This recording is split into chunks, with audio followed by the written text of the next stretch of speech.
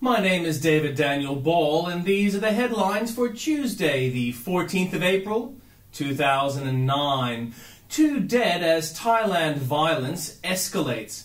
ALP secretly planning Costello takeover, noting that every year, every election, every poll, Costello's name was used to suggest division within the libs of the Conservative government.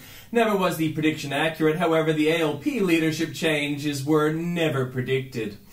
Teen hospitalised after NRL fan fight. Prison guards slam government over bikie brawl. Childcare centres to fly Aboriginal flag.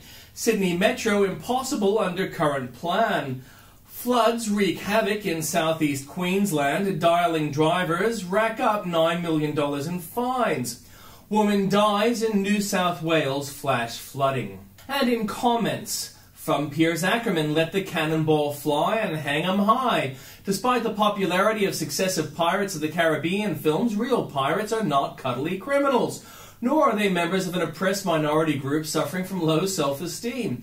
They are murderers and kidnappers who live by the gun and understand only one thing: force. Piers. I note, this could have been Obama's Carter moment, where he declared action and things went south. Carter did not have the luxury of a functioning military, which Obama has courtesy of President George W. Bush.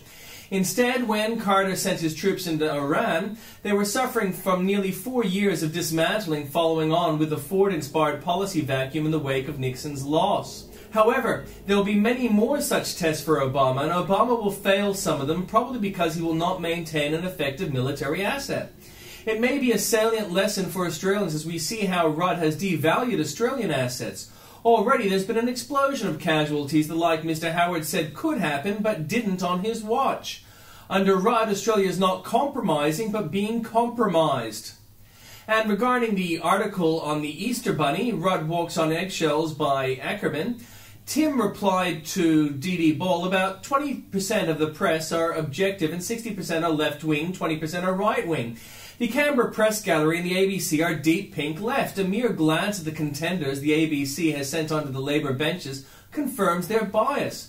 This is why a coalition victory at the next federal election is a remote prospect at best.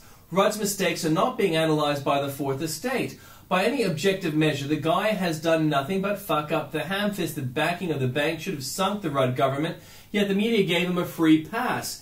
This mistake alone did more damage to our banking financial sector than the entire credit crunch combined.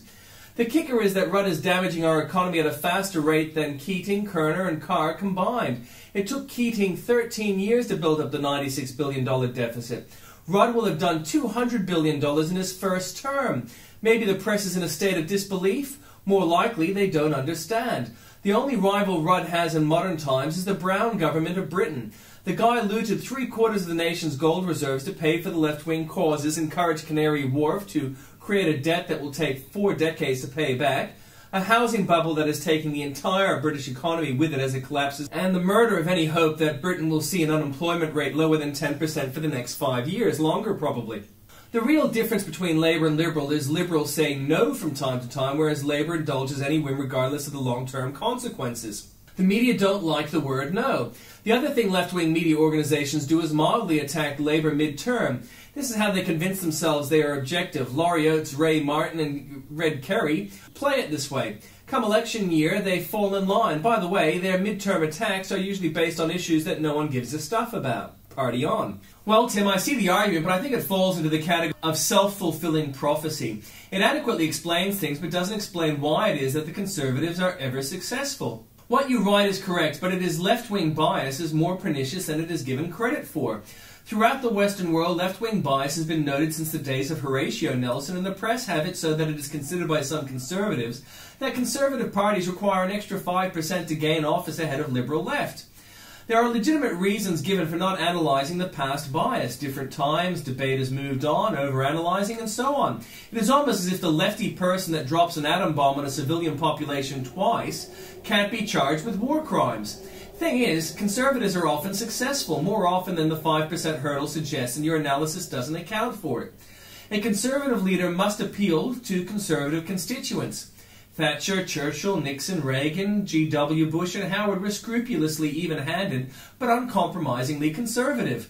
whereas G.H.W. Bush, McCain, Fraser, McMahon, Hewson and Major attempted to appeal to the left for arguments of central positioning. No conservative will ever compromise enough to appeal to the left. Insane Obama beats gentleman McCain every time. It is true the press will campaign against the conservative leader. However, the conservative leader can break through and speak directly to the public if they are even-handed, uncompromisingly conservative, and identified as such by the public. Native-trusting union men, tricked somehow, sweet-natured unionists feel they have been betrayed by the Prime Minister. Kevin Rudd has been accused of making false promises to senior union officials about the future of the controversial building industry watchdogs before they handed over checks to Labour totaling $500,000 before the last federal election. A bet is offered. The Los Angeles Times last week listed the terrible effects of global warming upon Australia. Read more about that at the link. Tim Blair, the New York Times reports President Obama came to office promising swift and comprehensive action to combat global climate change, and the topic remains a surefire applause line in his speeches here and abroad. Yet the administration has taken a cautious and rather passive role on the issue. That's because there's nothing to be done short of shutting down America, which might run contrary to Obama's pre-election plans. Besides, he's got other clowns to deal with. Somali pirates on Monday vowed to retaliate for the deaths of 3 colleagues who were shot dead by U.S. Navy snipers before a daring nighttime assault that freed a 53-year-old American captain. Every country will be treated the way it treats us, says Abdullah Lamy, one of the pirates holding a Greek ship anchored in the pirate den of Gan, a central Somali town. In the future, America will be the one mourning and crying, he told Associated Press by telephone. We will retaliate for the killing of our men. Just to keep your carbon footprint modest, Japs. Speaking of footprints, the pirate zone isn't exactly tiny yet. Sedan phobia, another chopped headline debacle, this time from the Sydney Morning Herald. Car makers fear worst Aussie sedans. So it says on the Sydney Morning Herald's opening screen, and who doesn't fear certain Australian sedans? But the full headline is slightly different. Car makers fear the worst 4 big Aussie sedans. Still not as good as the Frank Devine find involving bizarre parties. Brisbane broken down by age and sex. Labour slimes, Labour dams, from Andrew Bolt. Communities Minister Hazel Blears made a speech to Hansard Society yesterday in which she criticised political bloggers in the UK. Political blogs are written by people with disdain for the political system and politicians who see the function as unearthing scandals, conspiracies and perceived hypocrisies, she said. The most popular blogs are right-wing, ranging from the considered Tory views of Ian Dale to the vicious nihilism of Guido Fawkes. Labour does. Downing Street emails setting out plans for a vicious smear campaign against the Tories have forced the resignation of one of Gordon Brown's most senior aides. The Daily Telegraph explained secretly Mr. Draper was also working on another plan to fight Mr. Staines and his Guido Fawkes blog with the same fire. This was to be a website called Red Rag, which would be dripping sleaze and innuendo about top conservatives.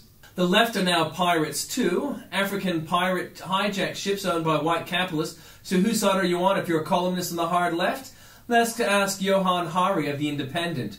In 1991, the government of Somalia and the Horn of Africa collapsed. Its 9 million people have been teetering on starvation ever since. And many of the ugliest forces in the Western world have seen this as a great opportunity to steal the country's food supply and dump our nuclear waste in their seas.